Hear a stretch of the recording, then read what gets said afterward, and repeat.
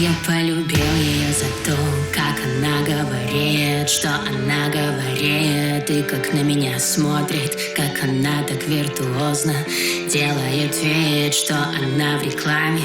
Есть две штучки орбит. Она любит, когда голос мой не случайно меняется с грубого на сексуальный, когда умничаю я там о своей филологии. Говорю много, а она кое-что так нереально делает, словно она создана была для этого дела.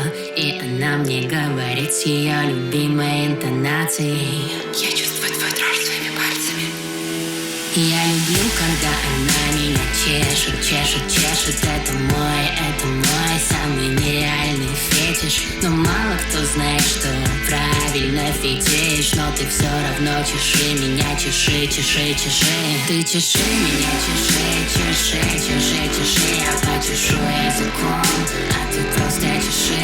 Ты чеши меня, чеши. Я просел день ото дня, но ты чесала не только меня. Я говорил ей прекрати, но хотел продолжения. На мои возражения отвечала взаимно, но уже через секунду я с восхищением писал ею пальцем гимны.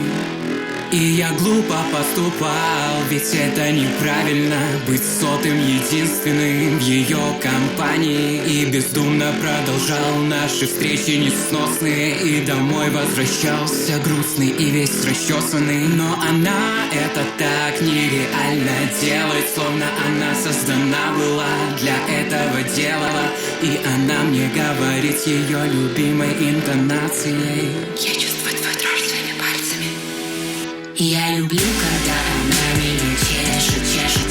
Это мой самый нереальный фетиш. Но мало кто знает, что он правильно фетиш. Но ты все равно чеши меня, чеши. Ты чеши меня, чеши. Я почешу языком, а ты просто чеши. Ты чеши меня, чеши. Я просел день ото дня, но ты чесала не только меня.